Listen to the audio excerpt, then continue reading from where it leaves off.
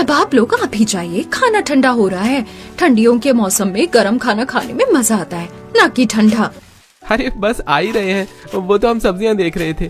पहली बार इस जमीन पर खेती कर रहे हैं और सारी सब्जियां कितनी बढ़िया हो रही हैं। बस कुछ और वक्त की बात है, फिर देखना हमारे पास इतने पैसे हो जाएंगे कि हमें एक कमरे वाले घर को तुड़वाकर आराम से 2-3 मंजिल वाला घर बनाएंगे। अच्छा हुआ कि हमने वो नहर वाली जमीन को छोड़कर यहाँ आ गए और ये जमीन खरीद ली। अब दोनों भाई हाथ मुंह धोकर जल्दी से अंदर आ जाते हैं। पूरा परिवार साथ बैठकर खाना खाता है। इसी तरह अब शाम हो जाती है। रात में सब सोने की तैयारी करते हैं। मैं तो परेशान हो गई हूँ इस कमर दर्द से। 4 दिन हो गए, ठीक होने का नाम ही नहीं ले रहा। 2 बार दवाइयाँ लेकर आ गई हूँ।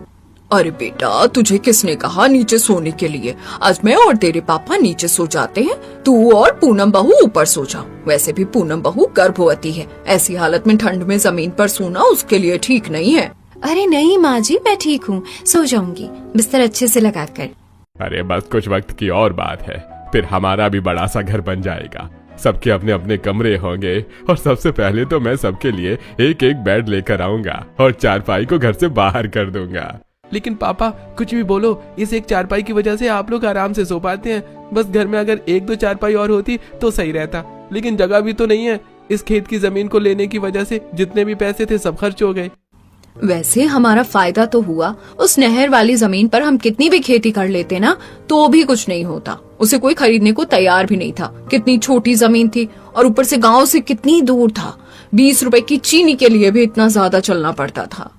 बिलासपुर नाम के गांव में रह रहे इस परिवार ने कुछ समय पहले ही गांव में बने अपने घर को बेचकर इस खेत की जमीन को खरीदा था, जिसमें वो एक कमरे का छोटा सा घर बनाकर रह रहे थे और अब बस सब्जियों को बेचकर आने वाले पैसों का इंतजार कर रहे थे, जिससे वो अपने हालातों को अच्छा कर सके। लेकिन साथ ही अपने हालातों को ठीक करने के सफर में उन्हें कई सारी परेशानियों का सामना करना भी बाकी था। कितनी ज्यादा ठंड हो रही है, दरवाजे खिड़कियां सब बंद है, फिर भी पता नहीं ये कमरा इतना ठंडा क्यों है अंदर से। दिन में तो फिर भी ठंड कम रहती है, लेकिन रात होते ही पता नहीं ये ठंड इतनी बढ़ क्यों जाती है।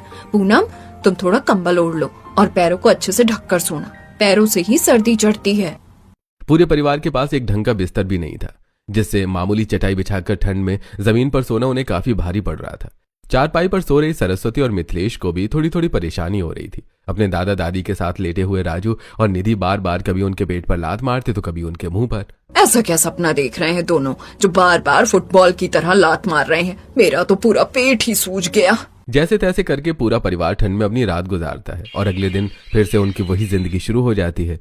एक दिन अंकुश और पूनम दोनों रजाई ओढ़कर बैठे होते हैं। तभी अंकुश पूनम से कहता है, क्या हुआ पूनम, तुम मुझसे बात क्यों नहीं कर रही हो? अंकुश, हमारी शादी को इतना वक्त हो गया, लेकिन हम साथ में वक्त ही नहीं बिता पाए।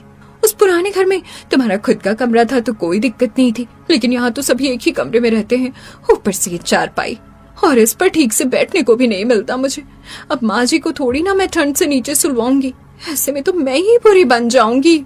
अब क्या करें पूनम, कुछ टाइम की और बात है। मैं कोशिश में लगा हूँ कि हमारा बच्चा आने से पहले मैं सब कुछ तैयार कर दूं ताकि उसे कोई तकलीफ ना हो। पूनम को समझाते हुए अंकुश उसका हाथ पकड़ लेता है कि अचानक तभी कमरे के अंदर सरस्वती आ जाती है, जिसे देखकर अंकुश घबराकर एकदम से पूनम का हाथ छोड़ता है। अरे तू यहाँ बैठा है, तेरे पिताजी और भाई तुझे कब से बाहर बुला रहे हैं। जाकर सब्जियों को देख ले, और बहू तू जाकर मेरे लिए एक कप चाय बनाकर ले आ। अपनी सास की बात सुनकर पूनम का और मुंह बन जाता है और अब तो वो चाय बनाने चली जाती है। इसी तरह समय गुजरता रहता है। कितने समय के बाद आए हैं आप लोग मेरे पास, रास्ता भूल गए थे क्या? बताइए, इस बार किस चीज के लिए जमीन चाहिए आपको? घर, बिल्डिंग या कुछ काम शुरू करना है? देखिए, हम सोच रहे हैं कि इस बार हम फार्मिंग करें, उसके लिए हमें एक उपजाऊ खेती वाली जमीन चाहिए। जी, मेरे पास तो अभी खेती के लिए कोई भी जमीन खाली नहीं है। एक तो जमीन थी, वो मैंने पिछले महीने ही बेच दी। महेश जी, हम तो बड़ी उम्मीद से आए थे आपके पास। चलिए कोई बात नहीं, हम किसी और डीलर से पता कर लेंगे। अरे नहीं मोहित जी, रुक जाइए। अब क्या पता कुछ जमीन ही हो मेरे पास में, अभी आपको चेक करके बताता हूँ। महेश बिलासपुर गांव में डीलरशिप का काम करता था। गांव के साथ साथ वो लोगों को शहरों में जमीन भी दिलवाता था। मिथिलेश के परिवार को वो खेती की जमीन भी महेश ने ही दी थी। अपने इतने अच्छे क्लाइंट को महेश किसी भी कीमत पर जाने नहीं देना चाहता था, इसलिए अब वो फाइल चेक करने लगता है और उसको मिथिलेश को दिए हुए जमीन के पेपर मिलते हैं। ये तो मिथिलेश की जमीन के कागजात है और ये जमीन तो काफी उपजाऊ है। इसके तो मैं इसे कितने भी पैसे ले सकता हूँ, लेकिन ये जमीन तो मैंने इन्हें बेच दी, पर इसके कागज अभी भी मेरे पास है। और ये जमीन अभी भी मेरे नाम पर ही रजिस्टर है, क्यों ना थोड़ी गफलेबाजी की जाए। जी माफी चाहूंगा, मेरे पास एक जमीन है, काफी उपजाऊ है, अगले हफ्ते ही मैं आपको दिखाने के लिए ले चलता हूँ। हाँ, ग्रेट। क्लाइंट्स के जाने के बाद महेश सीधा मिथिलेश के खेत के लिए निकल जाता है। आज पूरा परिवार धूप में चटाई लगाकर आराम से खेत पर बैठा होता है। जमीन में बैठ बैठकर शरीर की ऐसी हालत हो गई है कि 5 मिनट के लिए भी चारपाई पर बैठती हूँ ना तो ऐसा लगता है कि मखमल के बिस्तर पर बैठ गई हूँ। चलो सोने का ना सही, लेकिन बैठना तो नसीब हो ही गया। जब आप वो बड़ा वाला घर बनाओगे ना तो मेरा अलग से कमरा बनवाना। मैं इस तरह राजू के साथ नहीं सोऊंगी, पता है रात में घोड़े की तरह पाता रहता है। हाँ, जैसे खुद तो महारानी की तरह आराम से सोती है। पता है मम्मी, इसने कल रात में 2 बार मुझे लात मारी। मुझे भी अपना कमरा चाहिए, मैं इसके साथ नहीं सोऊंगा। हाँ बच्चों, पहले घर तो बन जाने दो। तुम दोनों के लिए अलग अलग कमरा बनवा देंगे। अब खुश? पूरा परिवार एक साथ बैठकर हंसी मजाक कर रहा होता है कि तभी वहाँ महेश अपनी बाइक से आता है। महेश को देखकर सभी थोड़े हैरान होते हैं। अरे महेश भाई, आप यहाँ ऐसे अचानक? अरे हाँ, वो जमीन के बारे में कुछ बात करनी थी आप लोगों से। अरे महेश, हमें तो खुद आपको धन्यवाद बोलना था। कितनी बढ़िया उपजाऊ जमीन दी है आपने। सारी सब्जियां कितनी ताजी हरी हरी होती हैं। मार्केट में तो इनके दुगने दाम मिलेंगे। मुझे अपनी जमीन वापस चाहिए। इस जमीन के लिए मुझे काफी अच्छे क्लाइंट्स मिल गए हैं और वो मेरे काफी पुराने क्लाइंट्स हैं। मैं उन्हें खोना नहीं चाहता। अरे महेश जी, जमीन तो हमारी है, हम इसे वापस कैसे दे सकते हैं? इसी से तो हमारा रोजगार चलेगा। अरे वापस भी चाहिए तो फिर आपको हमारी खेती के सारे पैसे और बाकी जो जमीन के पैसे दिए थे वो सब देने होंगे। अरे किस बात के पैसे? ये जमीन मैंने आप लोगों को खेती करने के लिए दी थी। खेती के साथ साथ आपने तो यहाँ घर भी बना लिया। देखिए 4 दिन की मोहलत दे रहा हूँ आप लोगों को, जल्द से जल्द ये घर और जमीन खाली कर दीजिए। ये आप क्या बात कर रहे हैं महेश जी? ये जमीन हमने आपसे खरीदी है, बाय खाता पैसे देकर, और पेपर भी तो है हमारे पास। रुकिए, मैं अभी लेकर आती हूँ। पूनम जल्दी से अंदर जाती है और घर के पेपर लेकर आती है। उन पेपर को देखकर महेश हंसने लगता है। ये भी कोई घर के पेपर है? अरे आजकल इन लिखित पेपर की कोई वैल्यू नहीं रही है। इसे तो कोई भी लिखकर साइन कर सकता है। इस जमीन की रजिस्ट्री अभी भी मेरे पास है और मेरे नाम पर ही है। 4 दिन में अगर घर खाली नहीं हुआ तो 5वें दिन आकर जबरदस्ती घर खाली करवाऊंगा। महेश की बात सुनकर सभी लोग काफी ज्यादा घबरा जाते हैं। अब क्या करें हम? अगर हमारे परिवार में लोग इतने पढ़े लिखे होते तो आज ये नौबत नहीं आती। अपना घर बार सब कुछ बेचकर हमने जमीन खरीदी थी। हालातों को ठीक करने के लिए हम एक कमरे के छोटे से घर में रहते आ रहे हैं। इस एक चारपाई पर हम लोगों ने अपना गुजारा किया है इस ठंड में, और आखिर में हम सबको ये मिल रहा है। हम लोगों को इस तरह परेशान नहीं होना चाहिए। जल्द से जल्द हमें सरपंच के पास जाना चाहिए। अब सरपंच जी ही हमारी मदद करेंगे। पूरा परिवार जाकर सरपंच को सारी बात बताता है, लेकिन महेश उसे 2 कदम आगे रहता है और वो सरपंच को पहले ही पैसे खिला देता है। और आखिर में सरपंच महेश के हित में ही फैसला करता है। ये भगवान, ये क्या हो गया? हम तो देखते ही देखते बेघर हो गए। रोजी रोटी भी चली गई हमारी। अब कहाँ जाएंगे हम? हमारे पास तो इतने पैसे भी नहीं है कि दूसरा घर किराए का ले सके या कुछ काम शुरू कर सके। नहर के पास जो जमीन है वहीं चलते हैं हम। दिक्कत से ही सही, लेकिन कम से कम रह तो सकेंगे गांव में। एक तो हमारी कोई मदद करने को तैयार नहीं है। सच कहा है किसी ने, बुरे वक्त में ही लोगों की पहचान की जा सकती है। जिस जमीन को छोड़कर हम यहाँ अपनी जिंदगी बनाने के लिए आए, अब वापस उस जमीन पर जाकर हमें दोबारा से सब शुरू करना होगा। परिवार काफी ज्यादा दुखी था, लेकिन अब उनके पास कोई और चारा नहीं था। अगले दिन ही वो लोग थोड़ा बहुत सामान पैक करते हैं तो वहीं दोनों भाई उस चारपाई को और बाकी सामानों को लेकर सीधा नहर के पास आ जाते हैं। कुछ देर में बाकी का परिवार भी नहर के पास वाली अपनी उस छोटी सी जमीन पर पहुंच जाता है। खेत के बगल में पानी के नहर होने की वजह से वहाँ गाँव से ज्यादा ठंड थी, जिस वजह से वहाँ सभी घर वाले ठंड से काफी ज्यादा कांप रहे थे। यहाँ कितनी ज्यादा ठंड हो रही है। हम लोग यहाँ क्यों आए हैं? वापस घर जाते हैं ना। बेटा, अब यही हमें अपना गुजारा करना होगा। सच में काफी ज्यादा ठंड है। हम लोग यहाँ कैसे रहेंगे? कम से कम हमारे पास पहले एक कमरे का ही सही, लेकिन घर तो था। लेकिन यहाँ तो दूर दूर तक कुछ नहीं है। मैंने यहाँ खेत की जमीन पर ही चारपाई लगा दी है और सारा सामान रख दिया है। तुम लोग जाकर कुछ खाने का देख लो और हम सब देखते हैं कि क्या करना है। शाम भी होने को आ गई है। पूरा परिवार चारपाई पर बैठा होता है तो वहीं साक्षी और पारुल आसपास से ईंट का चूल्हा बनाकर उसमें छोटी छोटी लकड़ियों के टुकड़ों को जलाकर डाल देते हैं और खाना बनाने लगते हैं।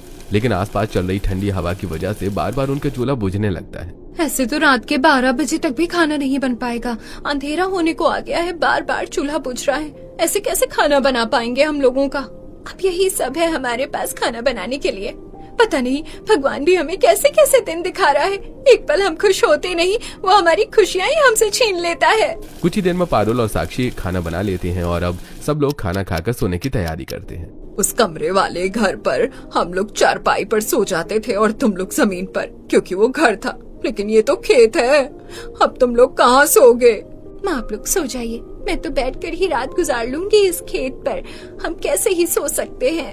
मेरे पास एक तरकीब है। हम इस चारपाई की नीचे चारों तरफ चादर बांध देते हैं और फिर जमीन पर चटाई बिछा देंगे, जिससे थोड़ी बहुत हवा तो रुक ही जाएगी। साक्षी का ये आइडिया सभी को सही लगता है, जिसके बाद अब पूनम और पारुल मिलकर चारपाई के चारों तरफ चादर बांध देते हैं और उसके नीचे चटाई बिछाकर अब वो लोग सोने की कोशिश करते हैं। जगह कम होने की वजह से जहां सभी को सोने में दिक्कत आ रही थी, तो वहीं आसपास से ठंडी हवा भी आ रही थी, जिससे उनका शरीर बर्फ की तरह ठंडा हो रहा था। ऐसा लग रहा है कि मानो बिना कपड़ों में बर्फ की पहाड़ी में आ गया हूँ। हाथ पैर बिल्कुल अकड़ से गए हैं। मुझे भी काफी ठंड लग रही है। हम लोगों का यह हाल है तो सोचो बच्चों और माँ बाप का क्या हाल होगा। चारपाई के ऊपर हो या नीचे पूरा परिवार काफी ज्यादा कांप रहा था। इस तरह खुले खेत में एक चारपाई पर गुजारा करना उस परिवार के लिए जलती आग में जूझने जितना कठिन था। अगली सुबह जब पारुल की आंख खुलती है तो वो देखती है कि उसका सीधा पैर काफी ज्यादा सूज गया है। बहुत दर्द हो रहा है। मेरा पैर कैसे सूज गया? ऐसा लग रहा है जैसे किसी कीड़े ने काटा हो रात को। मुझे हल्का सा दर्द हुआ था, लेकिन ठंड की वजह से ज्यादा एहसास नहीं हुआ। खेत के कीड़े मकोड़े हम लोगों को काट काट कर मार डालेंगे। तुम लोग इस जमीन को बेच क्यों नहीं देते? जो थोड़े बहुत पैसे आएंगे उस गांव में ही एक घर ले लेंगे। अगर लोग इस जमीन को खरीद ले तो हमें अपना घर नहीं बेचना पड़ता। यह जमीन गांव से काफी दूर है और ऊपर से कितनी ज्यादा छोटी है। यहाँ तो 2 सब्जियों से ज्यादा खेती ही नहीं हो सकती। कौन ही जमीन को खरीदना चाहेगा? और ऊपर से नहर की वजह से यहाँ काफी ज्यादा ठंड रहती है। अगर रात थोड़ी और लंबी होती ना तो मेरा तो खून ही जम जाता। दिन में भी यहाँ कितनी ठंड महसूस हो रही है। इस वक्त सबसे ज्यादा फिक्र मुझे बच्चों की और पूनम की हो रही है। धीरे धीरे उसका 7वां महीना भी लगने को आ गया है। इस तरह तो उसकी तबीयत खराब हो जाएगी। बच्चों का शरीर भी थोड़ा गरम गरम सा हो रहा है। परेशान मत हुई, सब ठीक हो जाएगा। मुझे यकीन है ऊपर वाले पर, वो जरूर हमारी परीक्षा ले रहा है। पूरा परिवार उस चारपाई पर खुले खेत में रहकर अपना गुजारा कर रहा होता है। छोटी चारपाई की वजह से सोने बैठने उठने में काफी ज्यादा दिक्कत हो रही थी। ऐसे ही समय गुजरता है। अंकुश और सूरज काम की तलाश में गांव के बाजार में गए होते हैं कि तभी वहां उन्हें छोटे से लेकर बड़ी सी बड़ी चारपाई दिखती है, जिसे देख सूरज, अंकुश ये चारपाई हमारे परिवार के लिए बिल्कुल ठीक है ना? इस पर तो हम सब लोग आराम से सो जाएंगे। लेकिन देखो कितनी महंगी है, 3000 रुपए की है एक चारपाई। ऐसा लगता है मानव जैसे 2 चारपाई को जोड़ दिया हो। हमारे पास चारपाई है उस जैसी है बिल्कुल, बस थोड़ी बड़ी है ये। हाँ, क्या कहा तुमने? चारपाई को जोड़ दिया हो? अंकुश मेरे दिमाग में एक आइडिया आया है। अगर हम अपनी चारपाई को थोड़ा बड़ा कर दें तो यहीं पास में एक कबाड़ी की दुकान है, वो हमें जूट की रस्सियां आसानी से मिल जाएंगी और लकड़ी वगैरह तो खेत के पास जो जंगल है वहां से। हम अपनी चारपाई को इससे थोड़ा बड़ा कर लेंगे, जिससे हम लोग सब एक साथ आराम से चारपाई पर सो सकते हैं। अरे हाँ भैया, ये तो हम पहले भी कर सकते थे। थोड़ी मेहनत लगेगी, लेकिन कम से कम इस ठंड में हमें खुले खेत में चारपाई के नीचे तो नहीं सोना पड़ेगा। सूरज के पास इस वक्त थोड़े बहुत पैसे थे, जिससे वो थोड़े पैसों से जूट की रस्सी ले लेते हैं और खेत पर आने से पहले जंगल से बहुत थोड़ी लकड़ियां काट कर ले आते हैं। आप लोग चारपाई को बड़ा तो कर देंगे ना? कहीं ऐसा ना हो बड़ा करने के चक्कर में ये भी खराब हो जाए। भरोसा रखो और बस देखते जाओ कैसे हम इस चारपाई को बड़ा करते हैं।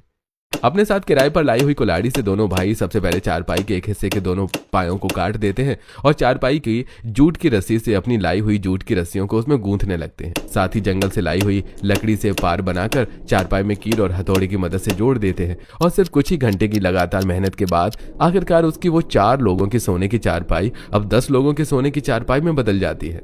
हमारी चारपाई तो अब काफी बड़ी हो गई है। इस पर तो अब मैं खेल भी सकता हूँ। आखिरकार मुझे जमीन पर सोने से छुटकारा तो मिला। अब जाकर मेरी कमर को थोड़ा आराम मिलेगा। चलो, तुम फ्यूज बल्ब की दिमाग की बत्ती तो जली, अब आराम से चारपाई पर सोएंगे। इसी तरह अब रात हो जाती है। सब लोग खाना खाकर आराम से उस खुले खेत में अपनी बड़ी सी चारपाई पर सो जाते हैं, जिससे उन्हें थोड़ा आराम तो मिलता है, लेकिन ठंड की वजह से उनका ये आराम कुछ ही देर में परेशानी में बदल जाता है। हे भगवान, मुझे तो लगता है कि मेरे नसीब में चैन से सोना ही नहीं लिखा। जब नीचे सोई थी तो कमर दर्द से परेशान रहती थी, और अब ऊपर चारपाई पर सो रही हूँ तो पता नहीं ये कीड़े मकोड़े कहाँ से आ गए। कीड़े मकोड़े नहीं है, टिड्डे। ये कंबल भी इतनी बड़ी नहीं है कि ऊपर से लेकर नीचे तक भर के ओढ़ ले। लेकिन आखिरकार इतने सारे टिड्डे आए कहाँ से? माँ जी, वो मैंने सोने से पहले चारपाई के पास चूल्हा जला दिया था।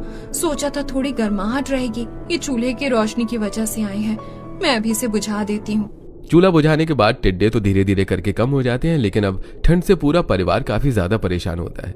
इसी तरह कुछ दिन गुजरते हैं। साक्षी और पूनम नहर के पास जाकर कपड़े धो रही होती हैं। तभी उन्हें नहर के किनारों पर पानी में उगा चौलाई का साग दिखता है। हमें यहाँ रहते हुए 1 से 1.5 हफ्ता हो गया है और अब हमारी नजर जा रही है इस पर। आज तो इसे ही बनाएंगे खाने में। वैसे भाभी, जब इन लोगों को खेती आती है तो ये लोग खेती कर क्यों नहीं रहे? माना जमीन छोटी है, लेकिन 1-2 सब्जियों की खेती तो हो ही सकती है। वैसे बात में दम तो है तुम्हारी। इस पानी में अपने आप चुलाई का साग उग गया, तो क्या हम अपनी छोटी सी जमीन पर खेती नहीं कर सकते? इन लोगों को भी छोटा मोटा काम मिलता है रोज का। ऐसे तो घर चलने से रहा, और कब तक इस तरह खुले खेत में इस चारपाई पर गुजारा करना होगा? दोनों बहुएं अब कपड़े धोने के बाद साग को तोड़ कर ले आते हैं और आज खाने में काफी समय के बाद साग खाकर काफी खुश होते हैं कि तभी साक्षी और पूनम अपने ससुर और अंकुश सूरज के सामने अपनी बात रखती हैं। अरे तुम्हारी बात ठीक है, लेकिन इतनी सी जमीन पर हम क्या ही खेती कर लेंगे? न कुछ खा पाएंगे न कुछ बेच पाएंगे। अरे हम लोग डांगर थोड़ी ना है जो इस जमीन पर जो भी सब्जी उगेगी तो खुद ही खा लेंगे।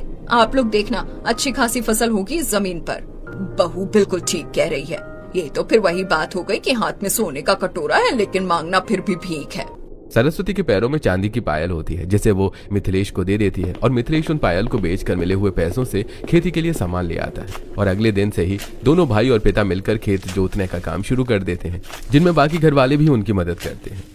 पापा, तो आपने खेत भी जोत दिया है ना, तो मैं अब इसमें ये बीज डाल दूं? इसमें अभी हमें पानी डालना है नहर से।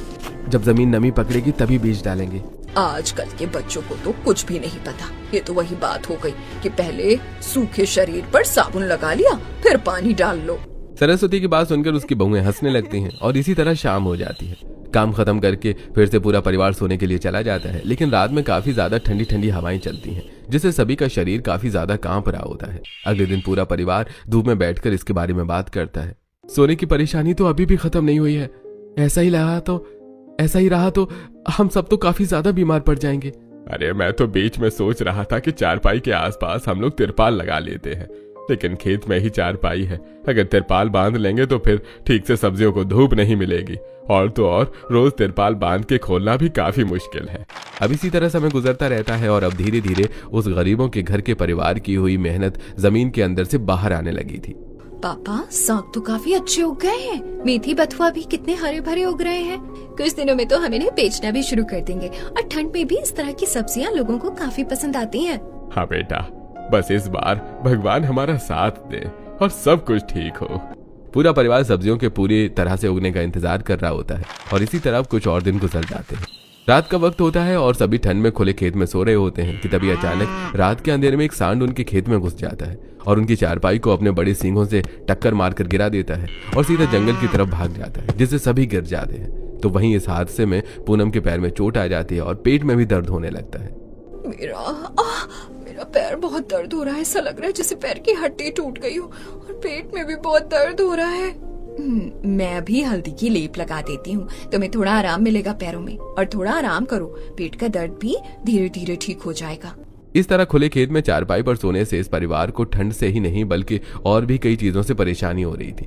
कभी जंगली मच्छर कीड़े मकोड़े आकर उन्हें परेशान करते, तो कभी सांड गाय भैंस उनके खेत में घुस जाते। और आज जब सरस्वती अपने खेत में सैर कर रही होती है तभी उसे अपनी कुछ सब्जी कम दिखाई देती है। मुझे ऐसा क्यों लग रहा है, यहाँ से थोड़ा सा साग गायब है और वहाँ से गोभी वगैरह भी मुझे कम लग रही है। 3-4 दिन पहले की बात है, सुबह 4:30 का वक्त होगा। अचानक मेरी आंख खुल गई थी। मैंने देखा कि हमारे खेत के आसपास कुछ औरतें हैं।